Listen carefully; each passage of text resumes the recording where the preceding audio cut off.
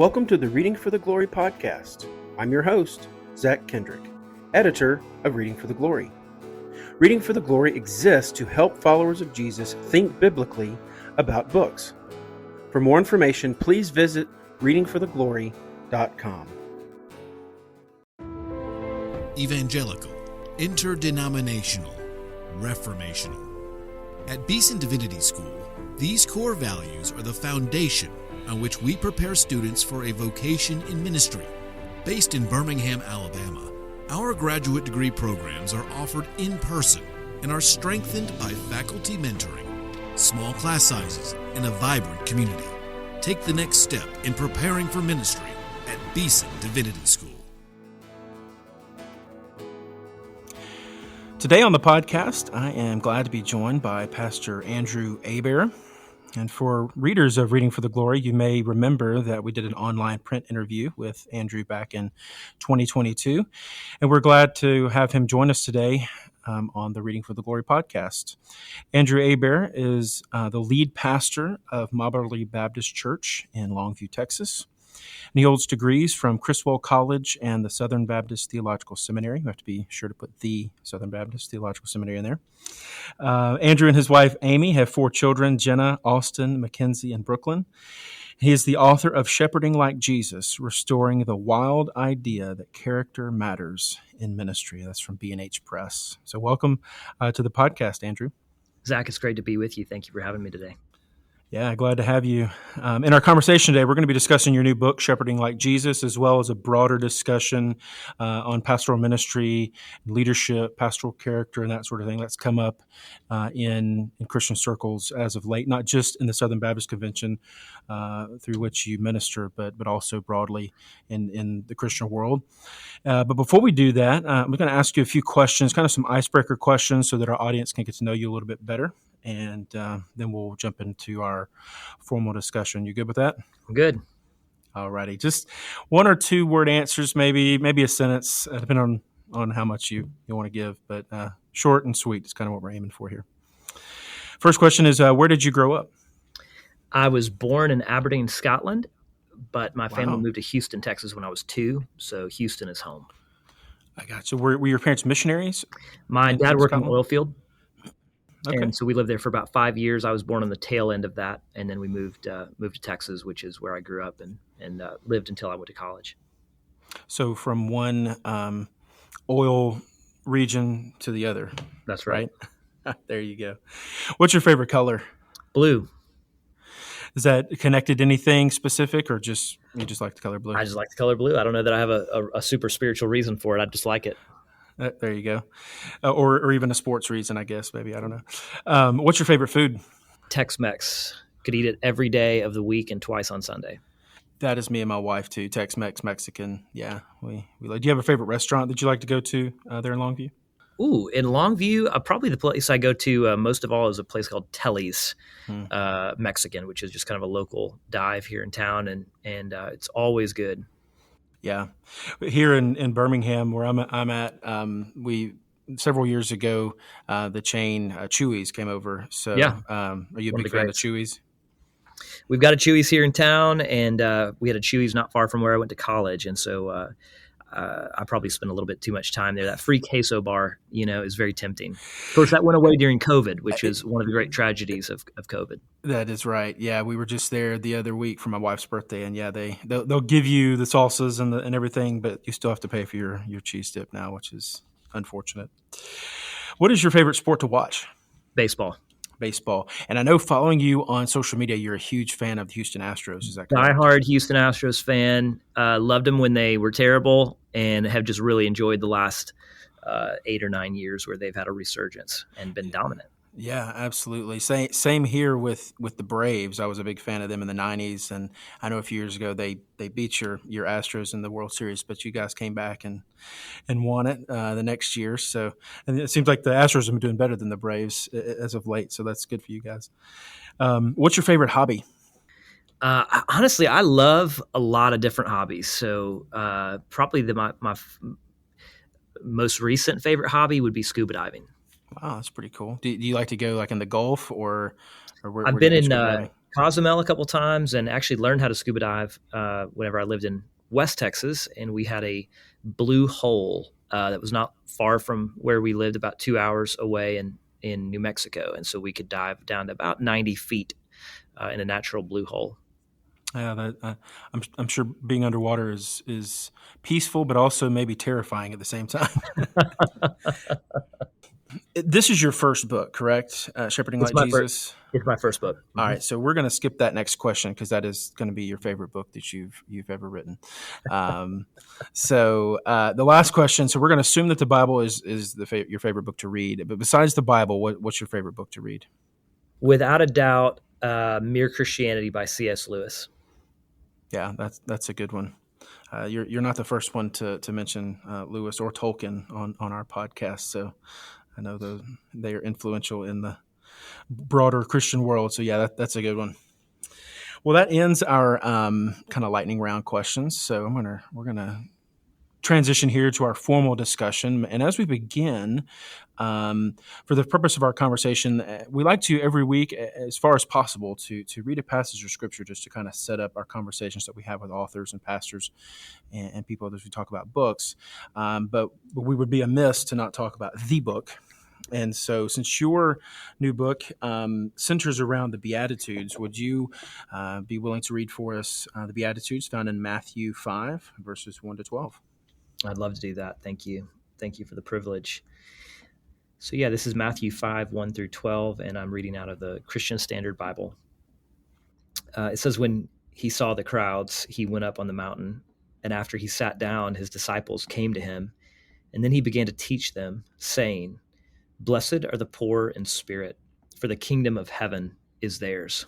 Blessed are those who mourn, for they will be comforted. Blessed are the humble, for they will inherit the earth. Blessed are those who hunger and thirst for righteousness, for they will be filled. Blessed are the merciful, for they will be shown mercy. Blessed are the pure in heart, for they will see God. Blessed are the peacemakers, for they will be called sons of God. Blessed are those who are persecuted because of righteousness, for the kingdom of heaven is theirs. You are blessed when they insult you and persecute you and falsely say every kind of evil against you because of me. Be glad and rejoice, because your reward is great in heaven, for that is how they persecuted the prophets who were before you." Amen. I'm struck by your book subtitle, that restoring the wild idea that character matters in ministry. And in the book, you allude to the fact that, and not just allude to the fact, this the kind of the main thrust of your book, that having character is somehow a wild idea or maybe a strange idea. Unless someone looks under a rock, we see no shortage of character issues in our culture, from politicians to business leaders, celebrities, and sadly, even among many pastors. We might expect people outside of the church, especially those in church leadership, we would expect those who are not in church leadership to maybe display. Well, let me rephrase that. We would expect from those who are in church leadership to display a good standard of moral character. Why do you think that we see a lack of character in our culture today, even among pastors? You talking about in the culture at large or in church culture specifically? Both, because I think there's definitely a breakdown in character in the culture at large for various reasons that we probably don't have time to dive into in this conversation, but also within the church. And then why do you think that there's a breakdown in character among some pastors? Well, it shouldn't be surprising to us that there's a lack of character in our culture. I mean, they're living. Those who don't know Christ live out that nature. You know, right. Ephesians 2 says that by nature you were children of wrath. And so we should expect the world to act like the world.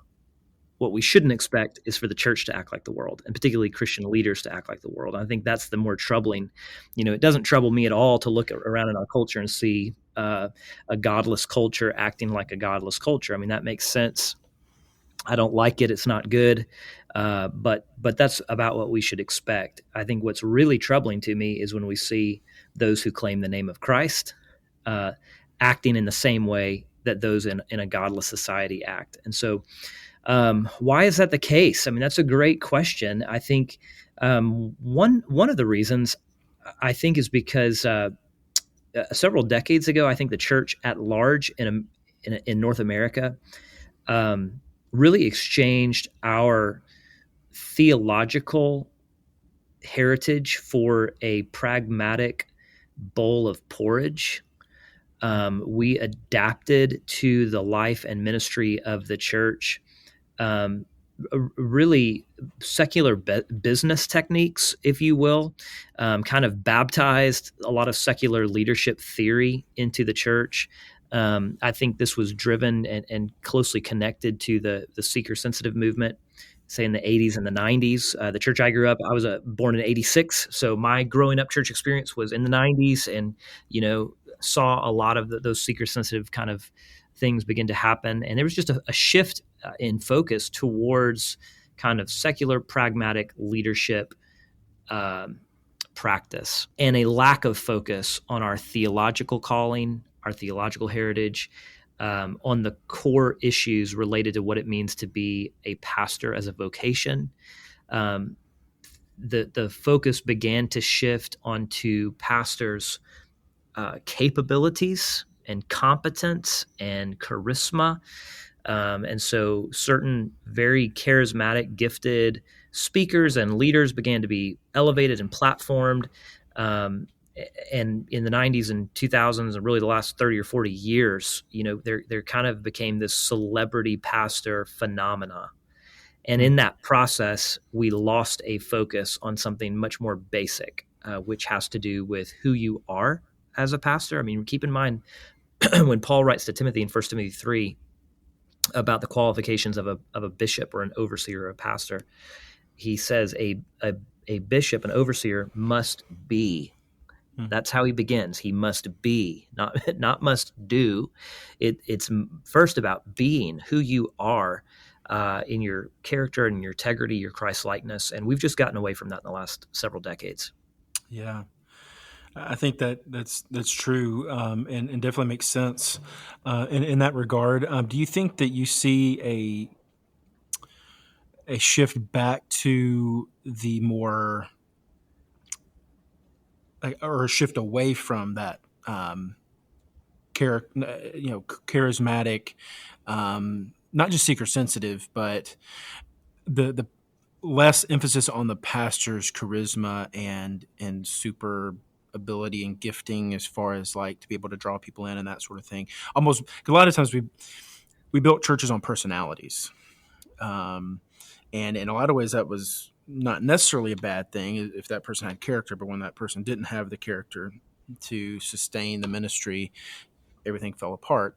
Do you see a shift back to a more biblical understanding of the pastor and those that lead the church to less in a charismatic sense, but more in a 1 Timothy 3, Titus 1 sense? Yeah, I don't know that I could say that I've seen that shift back to that yet.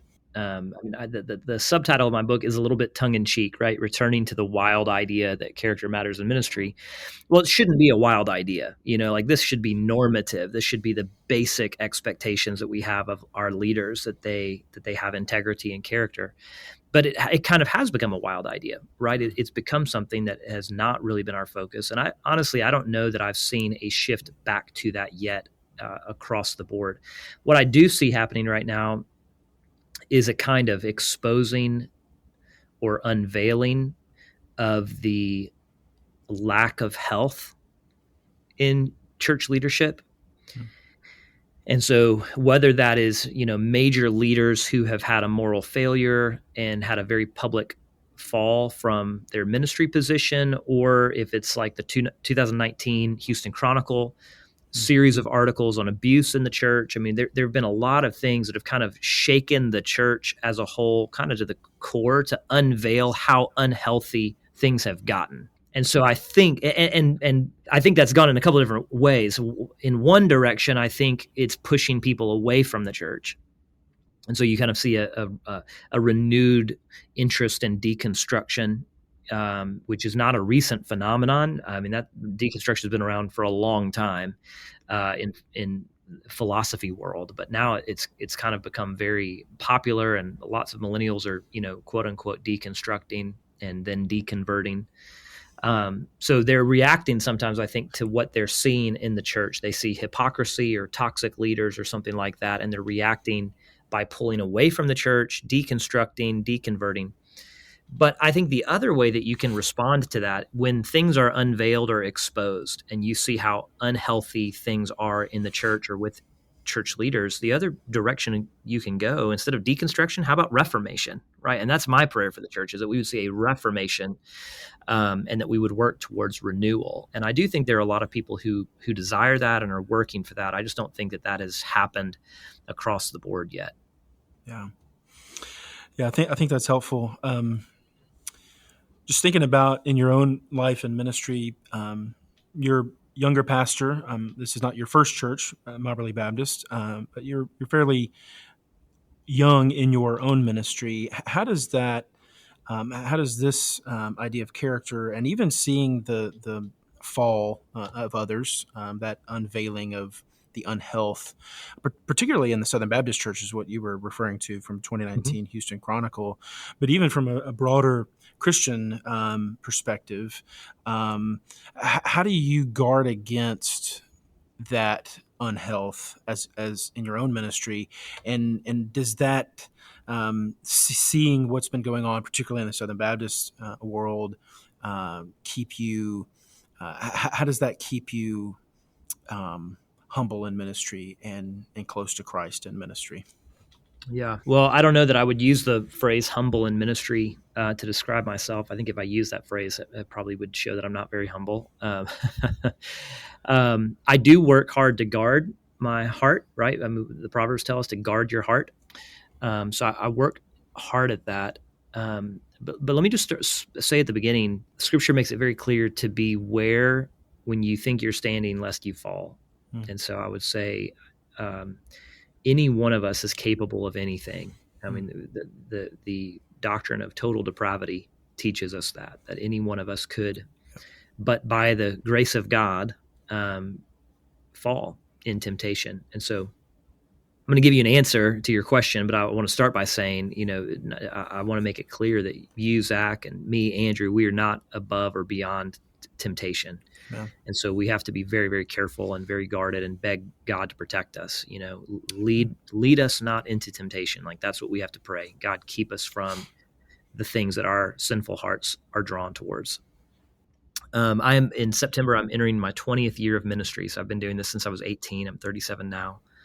And I've been very blessed to have some godly older men in my life, pastors who have finished well and been very faithful, and who have been mentors in my life. And so they've really helped me to develop a healthy life. Right? Paul tells Timothy, pay close attention to your life and your doctrine. And so we've got to pay close attention to our life. And I don't know that I always paid super close attention to my life in the earliest years of my ministry. That's really been something that has developed really more in the last decade or so, thanks to the influence of several godly mentors. But I think one of the things for me that's very important, the first and most important thing is just investing in my own walk with God and just my intimacy with Christ.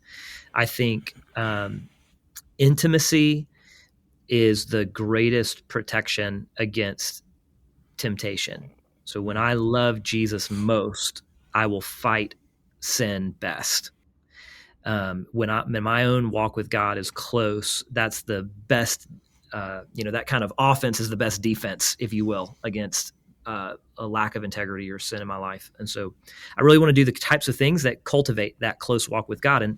And that's not rocket science. I mean, Christians have been doing this for 2,000 years, and so we can glean a lot. But I'm talking here about, the basic spiritual rhythms of a Christian life. So daily time in God's word, daily time in prayer, daily work in memorization of Scripture and meditation on Scripture, weekly Sabbath, taking one day a week to just totally take a break and focus on the Lord, rest, cultivate my walk with him, but also my walk with my family. Those basic spiritual disciplines, that Christians have been cultivating for a long time, all of those things help us to have an intimate walk with the Lord in pastoral ministry. So I really focus on those things. I also then focus on intimacy in the relationships that God has entrusted to me. So that's my wife, that's my children, and that's friends. I think all three of those are really important circles of relationships for me. And again, intimacy is a defense.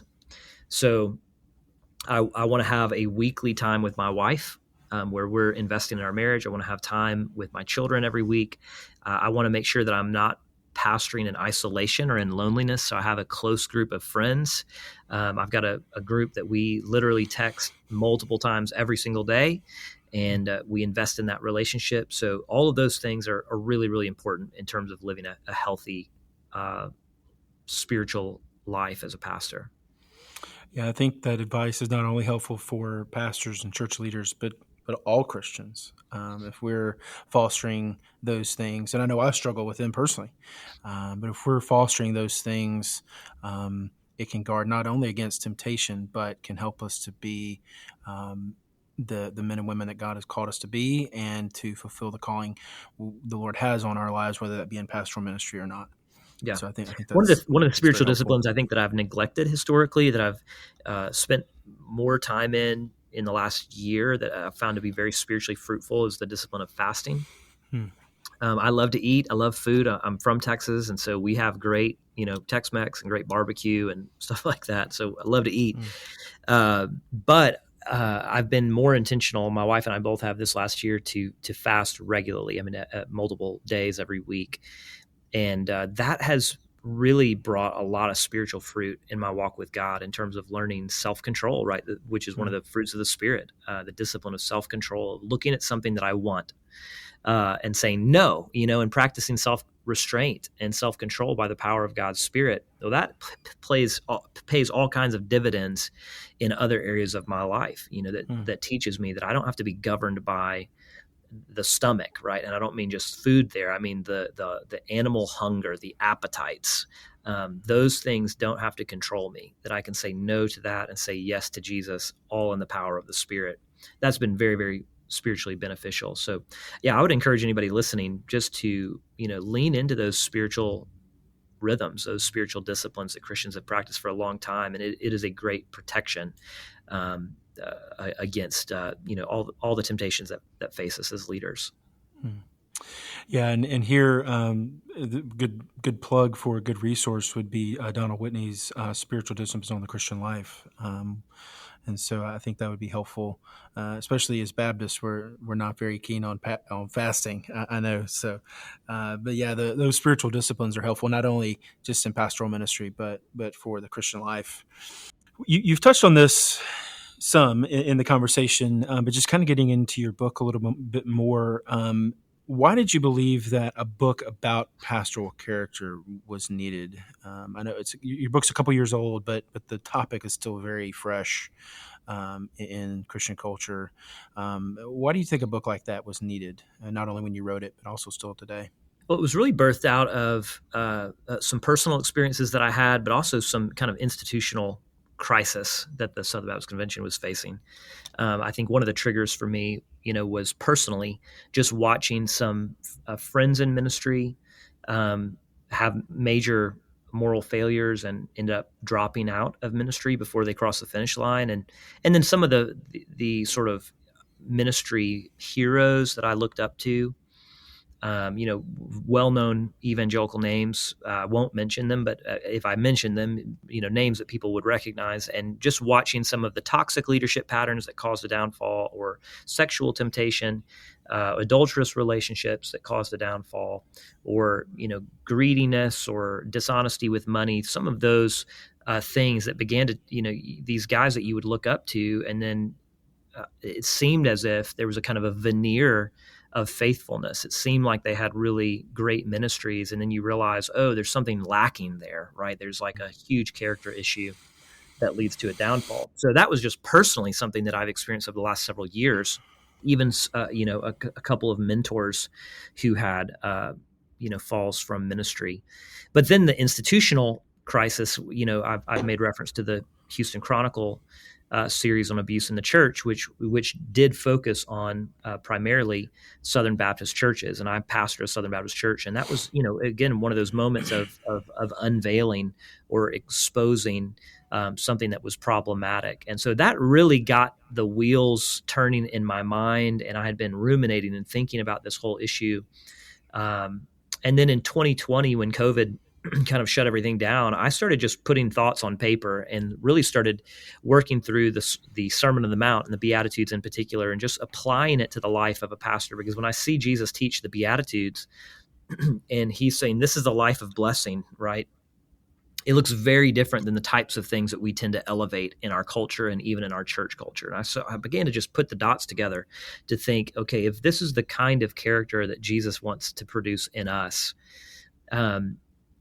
as Christian leaders, how different does that look than what we see being celebrated in the evangelical church in America? We tend to celebrate natural talent and gifting and charisma and capacity and competence. We elevate and platform these leaders who are spectacular and impressive. Jesus describes very different character. And so I began just to write, applying each of the Beatitudes to the life of a pastor. What would it look like for a pastor to be poor in spirit? What would it look like for a pastor to be someone who mourns, or somebody who hungers and thirsts after righteousness? And so that's really what gave birth to the book. Yeah, I think most Christians would be familiar with the Beatitudes, and you've touched on it a little bit in that previous response you just gave. But what are other specific ways that the Beatitudes apply specifically to pastors and those who are in pastoral ministry? So I think the Beatitudes apply to every Christian, no doubt. It's in our Bible. It's for every believer. But there's a little detail at the beginning of the Beatitudes, actually the beginning of the Sermon on the Mount, that I had kind of missed in prior readings of it. But I've always imagined in my mind that Jesus is teaching the Sermon on the Mount to the crowd. But actually, if you look in the first couple of verses of Matthew 5, it says when Jesus saw the crowds, he went up on the mountain, and after he sat down, his disciples came to him, and then he began to teach them, saying. So I think the actual more accurate picture is that Jesus is withdrawing from the crowd, actually. This is not a sermon to the crowd. It's a sermon to his core group of 12 disciples. And so what that means is, if that's the case, that Jesus is teaching the Sermon on the Mount to 12 rather than to, say, 5,000, then if we have anything close to a leadership sermon in the Bible, it's the Sermon on the Mount. I mean, this is the sermon that's being preached to the 12 men who are going to lead the early church. So that should catch our interest as pastors. Okay, if Jesus is preaching, right, this is the largest stretch of teaching that we have in one place from Jesus.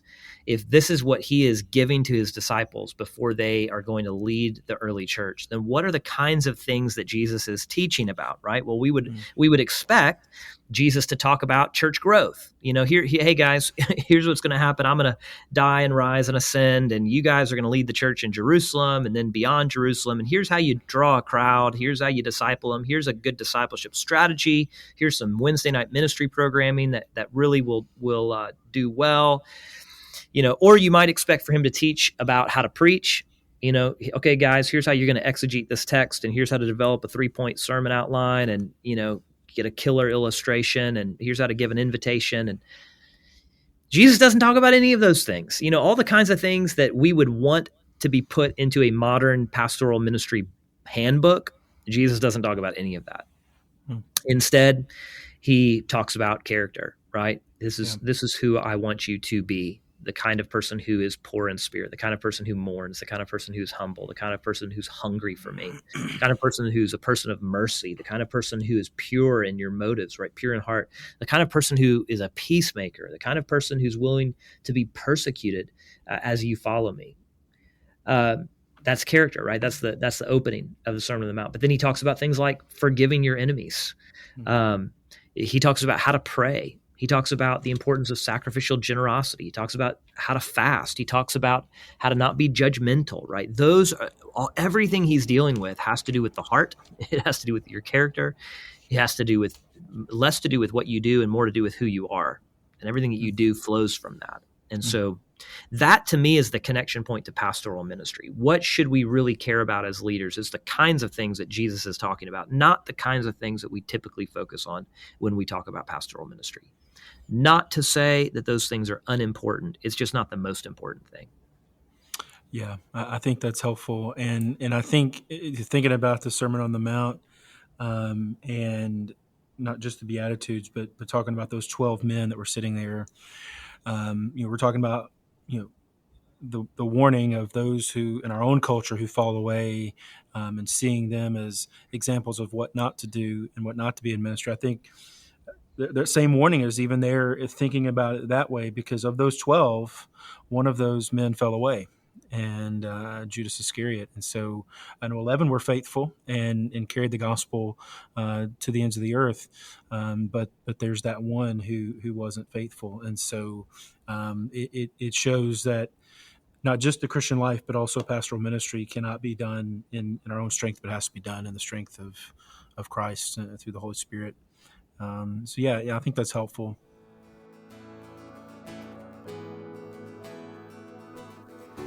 This episode is brought to you in part by Airbender LLC.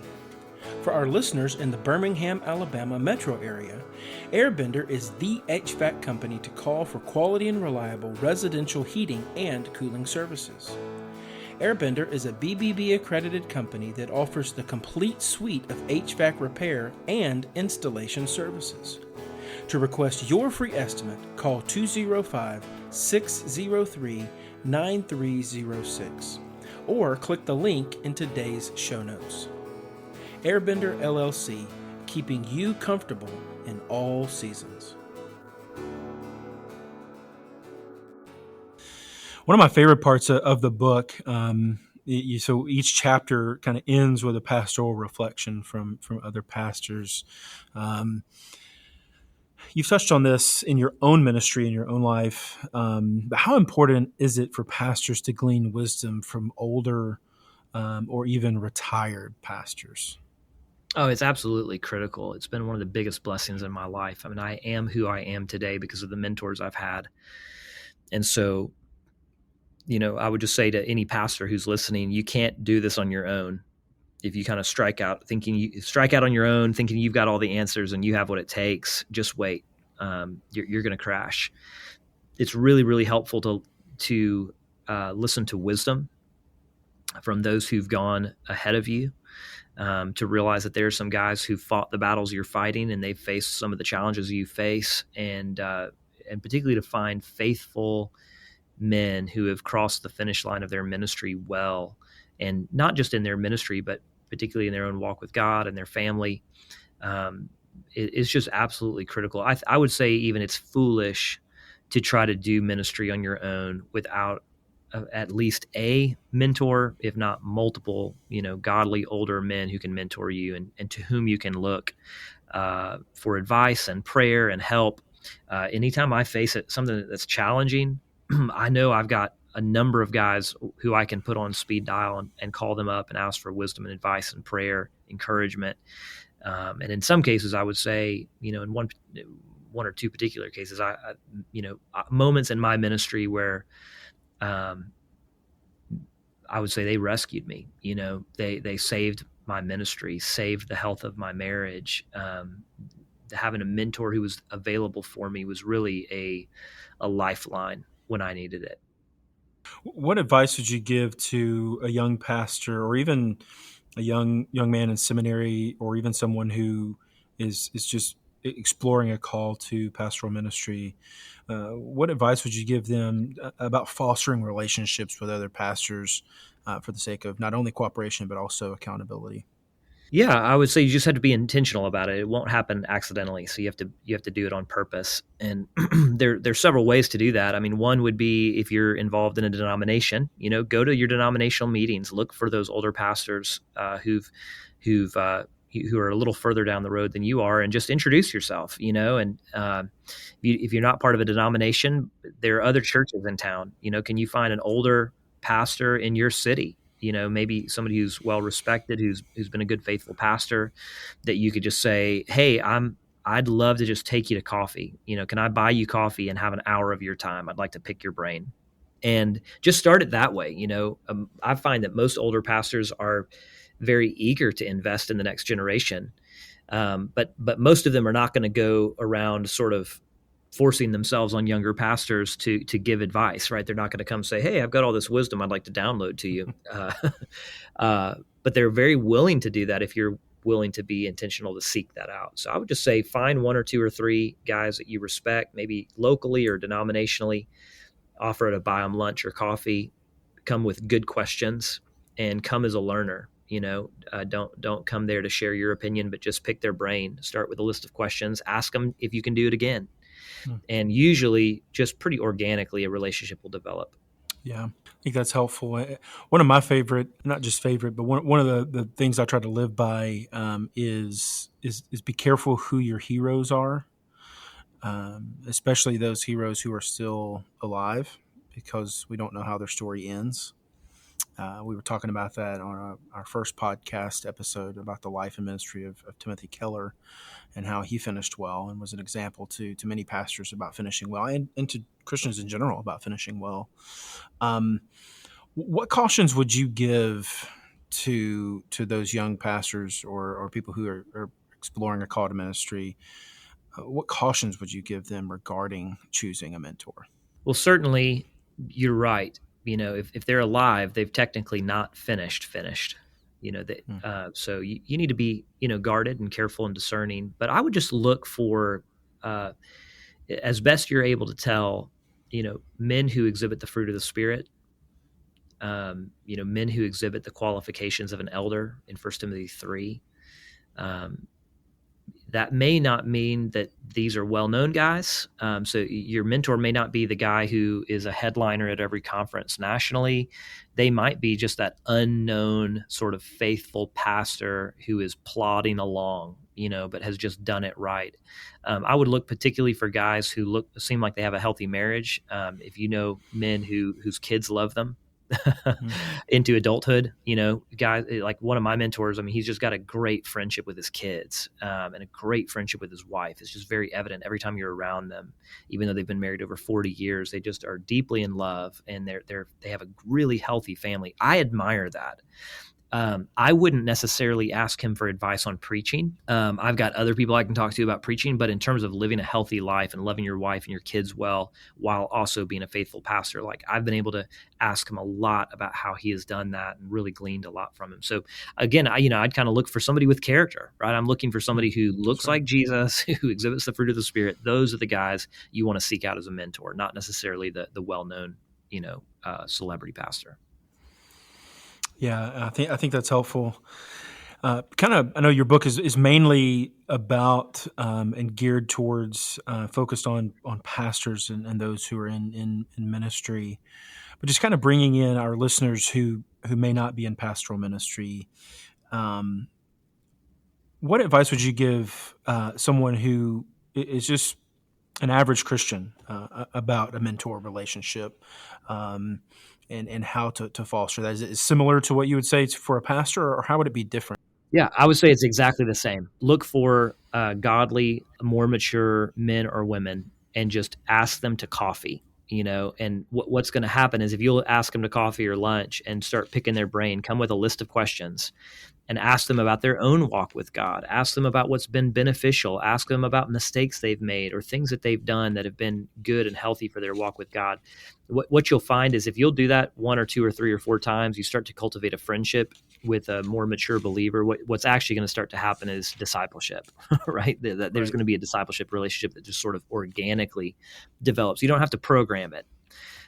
You do have to be intentional about it. You have to be purposeful, but it doesn't have to be a program. It can just be spending time with older, more mature Christian friends and asking them questions and allowing them to pour out wisdom. So I would say very similar to the way a pastor would seek out a mentor. Yeah, I think that's helpful, and we find that in Titus 2 about instructions for older and younger, and how he tells older men to be temperate and dignified, sensible, sound in faith and in love, and older women likewise, so that they may instruct the younger women in sensibility to love their husbands and love their children, and also to the younger men to be sensible in all things, to show yourself to be a model of good works and purity, in doctrine and dignified. And so, yeah, I think that's helpful for not just pastors, but for all of us to seek out those that can be mentors. I know in my own life, I haven't been able to attend it as of late, but when we first joined the church we're currently members at, I joined a small group of older men that was just they're all old enough to be my father. Most of them, their kids were my age or older, and I was the youngest by like 30 or 40 years. But that was very encouraging to me in my own life, just seeking their wisdom and experiencing the Christian life with them, because they, even though the things that my own child may struggle with, or things I might struggle with in parenting might be different, parenting is still the same. And the Christian life is still the same struggles and same things, same pitfalls that we could fall into. So I think that's helpful. Not all of our listeners may be aware. You touched on the SBC sexual abuse issue. Some of our listeners may not be aware that you did serve on the sexual abuse task force in the SBC in the first year, kind of investigating that. How did writing this book prepare you to serve on that task force, and did your service impact what you put in the book? Well, I wrote the book before I served, so it didn't affect what I put in the book. I think I would probably just maybe lean even more heavily now, having walked through what we walked through as a task force. I think that experience just showed me more clearly than ever that this is the bottom line. If you have pastors who do not meet the qualifications of an elder in their character, they should not be in a position of spiritual leadership. And so there is a tendency. We found that there's kind of a tendency among churches to be so gracious and merciful to pastors that they lower the standard of qualification for pastors. And so there's patterns sometimes where, and this is not just for Southern Baptist churches, this is just for churches in general, where you'll hear about someone having had a major moral failure and then being quote unquote restored to ministry. Well, Paul makes it unequivocally clear, that there is a high moral and ethical standard for pastors. And while it's true if a pastor has a moral failure, they can be restored in their relationship with Christ, there is a point at which they cannot and should not be restored to a position of ministry leadership. And so I think a common pattern out there is to think that the word restoration means restoration to leadership rather than restoration in redemption. But we should hold a high standard for our leaders. I would say to the church, hold a high standard for your leaders. If someone is disqualified, they will do great harm in that position. And that might look like abuse, sexual abuse. It might look like something else, right? It might look like dishonesty with money, or it might look like adultery, or it might look like toxic, prideful leadership. It can manifest itself in a whole lot of ways. But if somebody's not qualified to be a pastor, they shouldn't be a pastor. And so we need to hold a high standard for our leaders. The other thing I think that the church can do is to create environments in the church where pastors can be healthy. And so a lot of times the expectations that the church has for its leaders doesn't create character problems, but it sure doesn't help. We expect so much of our pastors and work them to death that oftentimes it creates an environment where pastors are more susceptible and vulnerable to temptation. So I think that's one practical thing the church can do a better job of, is creating a culture and environment where we really care about the health of our pastors. Thinking about that and continuing on that same vein for a little bit, I know the church you pastor is a fairly large church, but most of the churches in the Southern Baptist Convention are less than 100 members, or at least 100 attendees on a given Sunday morning. And I'm not sure about the broader evangelical or just broader even Christian world on that as far as attendance and church size, but I would assume it's not too far off from that. What advice would you give to a pastor who is the pastor of a smaller church about those, not just those, you touched on those daily rhythms and spiritual disciplines, but as far as being able to take a sabbatical or just taking regular rhythms off to be able to have somebody else come in and preach and that sort of thing. I think it's those smaller churches that feel like they maybe can't take that day off and can't have that time away. What advice do you give to pastors of those churches? Yeah, that's a great question, and I've been there. So the first church I pastored had 20 people in it. The church I pastor now has over 2,000 on a Sunday morning.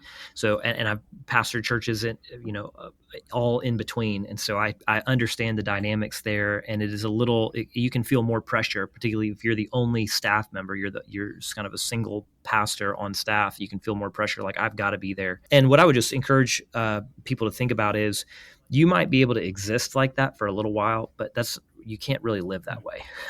You're not going to really be able to flourish as a pastor. And sometimes we think we're a little bit more indispensable or irreplaceable than we actually are. We think, if I take a break for a Sunday, things are going to fall apart. No, they won't. Like, the church belongs to Jesus. The church will be fine. The church is resilient. And you will be better as a pastor for taking that day off. And the church will be better, right, for taking that day off. So a lot of this just has to do with how you disciple and communicate with your church members. Just, you've got to tell them that you're not Jesus. And so, Zach Eswine has written a book called The Imperfect Pastor. He says that pastors face, several omni temptations, the temptation to be everywhere, to know everything, to do everything, and all very quickly. And we're all faced with that. We feel like we've got to make every single hospital visit, and we've got to know all the answers and stuff like that. Well, that's a savior complex. We've got to teach our people. I can't, as a pastor, I can't be everywhere. I cannot make every visit. I can't do everything. I don't have all the answers. And so part of that is just discipling the people to know that, like, Jesus is the chief shepherd of the church. I am human. I am limited. That means I need to have a break. I need to take a break one day every week. Right? That's one of the 10 commandments. I'm being disobedient to the Lord if I don't take a break every week.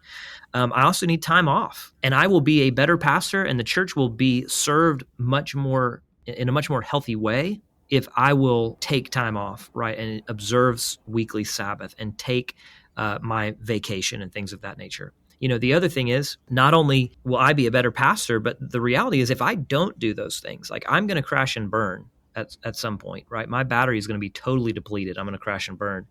I will neglect my marriage. I'll neglect my kids.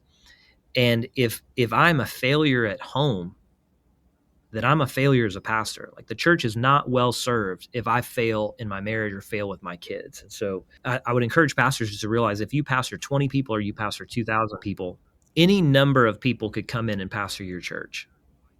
But your wife has one husband, your kids have one dad, and you've got one chance not to mess it up. I'm not going to sacrifice my marriage. I'm not going to sacrifice my kids on the altar of my ministry. The church will be just fine if I miss that Tuesday night meeting because I'm at my son's ball game. But I will cause irreparable harm if I neglect my kids to go to that one extra committee meeting.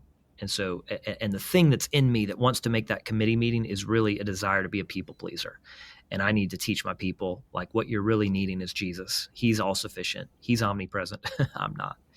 And so I would just teach your people that way.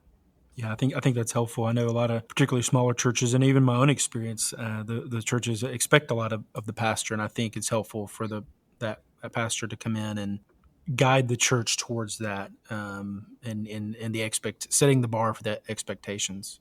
And I think that something that could come out in the candidating process, because if the church is saying, nope, this is how we expect you to be, and maybe that's not the church for you to be at, that's right. And that sort of thing. But I think one thing I would add to that, particularly thinking in my own life, as someone who has been to seminary, who has served in pastoral ministry before, but I'm not serving in pastoral ministry currently. And for those listeners out there who may be in a similar situation, or who have similar experience but aren't serving in pastoral ministry, I know this past year, I reached out through my denomination, Southern Baptist, my local association. But for those who aren't Southern Baptist, that same network in your own denomination, or even if you just have a friend that is as a pastor, particularly of a smaller church. I got connected with a local pastor here who was burnt out. And I was able to give him a couple of weeks off in stepping in to preach. And so if you're someone who has that experience and has not necessarily a gift of preaching, but who has experience in preaching, and maybe that's not the calling on your life in this season to be the regular pastor or preacher at a church, but if you know someone who needs that break, to just encourage them to take that day off and step in for them, to allow them that. Maybe not an extended sabbatical, but even just that one Sunday off to be able to go away with their kids or be on vacation or whatever. So let me toss in here, if you've got a young man who's called to ministry, if you're pastoring a smaller church and you need to be off for a Sunday, that's a great opportunity to give that next generation a rep, right? Give them a chance. Or if you have a deacon in your church, the church might be blessed to hear from a layman. And it may not be the most polished, sermon, but it'll probably bless that church. And it may give you an opportunity to sit down with that deacon or with a Sunday school teacher who could preach, or that young man, and give you a chance to pour into them and teach them how to preach, how to take a text and study it and develop it into a message. So there are resources out there. Where there's a will, there's a way. And like you said, I think you could do that as part of the candidating process. But if you've been at a church and the church really doesn't understand the need for weekly Sabbath and even an occasional sabbatical, I would just sit down and have some honest conversations with members of your church to talk about the importance of it. There's a great book called Resilient Ministry. I can't remember the authors' names, but I would pick that book up, and it's got a lot of just great information on key aspects of pastoral health, and even taking a group of lay leaders through that book together and having honest conversations about it and developing some processes and practices in your church so that you can be a healthy pastor for the long haul, I think would be very helpful. Yeah, I think so too. And, something you mentioned there, talking about raising up the next generation, I know other churches do it, but I think about Pastor Mark Dever in Washington, D.C., at Capitol Hill Baptist, and the internship program that they have. In some ways, he's like the Nick Saban of Baptist pastors. He's churning out all these, draftees to the NFL or whatever, to full-time ministry. But I think that's helpful. And even if the church doesn't have something that looks like that, even if it's just grabbing that next guy, who and it might be, I'm thinking of someone right now who is close to 40, but is expressed to me, a friend of mine expressed a call to ministry, and I encouraged him, reach out to your pastor, go talk to him, and he might give you opportunity to not just to preach, but to take you under his wing and that sort of thing. So I find that helpful. Kind of as we draw to close, I've got a couple questions towards the end that really aren't necessarily related to your book or pastoral ministry, or at least character in ministry, but just kind of drawn to a close, talking about those mentors and that sort of thing. Who are your favorite preachers, pastors, dead or alive, to listen to, who have served you well in getting to know them, or at least listening to them, and helping to incorporate that in your own ministry? Yeah. In terms of preachers, I would say let's start with those who are dead first. Probably the two most key influential preachers in my own ministry would be Adrian Rogers and W.A. Criswell. W.A. Criswell, of course, pastored the First Baptist Church of Dallas for over 50 years, started Criswell College, which is my alma mater. But he did something that was pretty rare in his day, and that is he preached through books of the Bible, and took him 17 years to go through from Genesis to Revelation. And so he's a little difficult to listen to. If you've never heard him, you can go to wacriswell.com, and most of his sermons are available for free there to read or to listen to, or in some cases to watch. And if you listen to him or watch him, his voice inflection, he's kind of got that old school sort of oratorical style, and it's a little bit difficult to track. But if you'll read his sermons, they are brilliant, and the language he uses is beautiful, and the way he points to Christ in the text is beautiful. So I really appreciate him. Of course, Adrian Rogers, one of the greatest of all time, pastored Bellevue Baptist Church and had a radio ministry. Adrian was really my first exposure to expository preaching. I grew up in a church that didn't do expository preaching, and so I never really knew what that looked like until I started listening to Adrian Rogers on the radio. Also listened a lot to Tony Evans, who's of course still alive, but a great Bible preacher. Guys I listen to today, I listen a lot to Mac Brunson, who's there in Birmingham, Valleydale Church. He's just one of the greatest preachers in the nation, I think, a great expositor. Clint Presley, who used to be at Dauphin Way in Alabama, is now up in North Carolina. He's just a great Bible preacher, good doctrinal preacher. Stephen Lawson is one of my favorites, just excellent. Stephen Lawson's great. Ralph Douglas West is an African-American pastor down in the Houston area, just really gifted communicator and Bible teacher. So those would be some guys who are living that I listen to often. I also go back, to older Martin Lloyd-Jones, of course, and I like to read the sermons of Spurgeon. A lot of those have really influenced my own preaching ministry.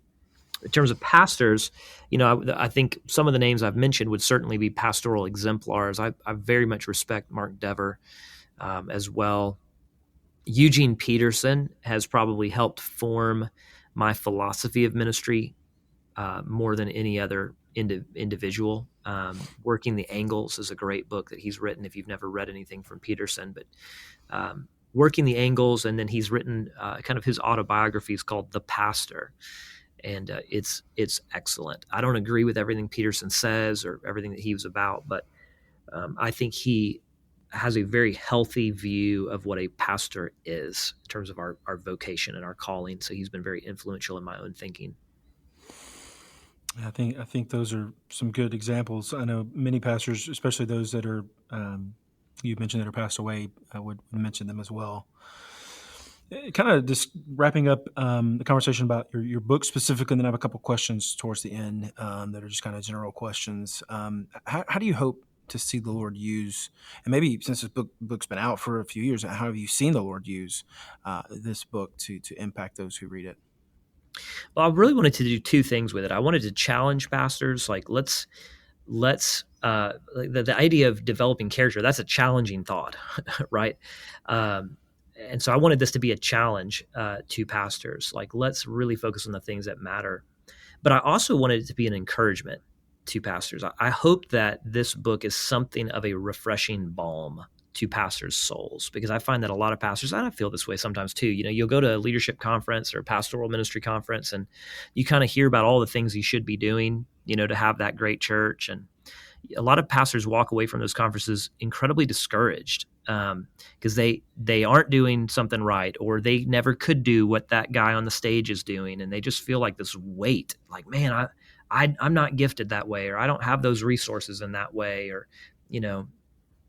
I can't be that sort of charismatic leader, and so they feel burdened. And so my hope for the book was that honestly it would be something of a restful place, that as pastors would read it, they would sort of feel those burdens fall away, and to realize, like, you don't have to be charismatic to be a godly, faithful, good pastor. You don't have to have the capacity of a Fortune 500 CEO to be a faithful shepherd. What you do need, you need Jesus to be at the center of your life and your ministry. And he needs to change you from the inside out. And you need to lead from that place of character and integrity, which is, I think, in some ways more challenging and more difficult, but also it's a little bit refreshing just to know that I don't have to be like that megachurch pastor down the street. I really just need to be a shepherd who loves Jesus and begins to lead like Jesus. Amen. Thank you for this conversation we've had about your book and a broader discussion on pastoral character. Just a couple questions as we end our full conversation with you. What are a couple of books that you would recommend? You've talked about several here, and we're going to be sure to put a link in show notes. I'm taking notes of the books you've recommended, and we're going to put them in our show notes for our listeners to be able to find. What are some other books you might recommend for a pastor to read? This could be ministry-related, leadership-related, or just something else that you think might be helpful for a pastor to read. Well, certainly that book, the title is Resilient Ministry. I've just finished that one, and it's written by 3 authors.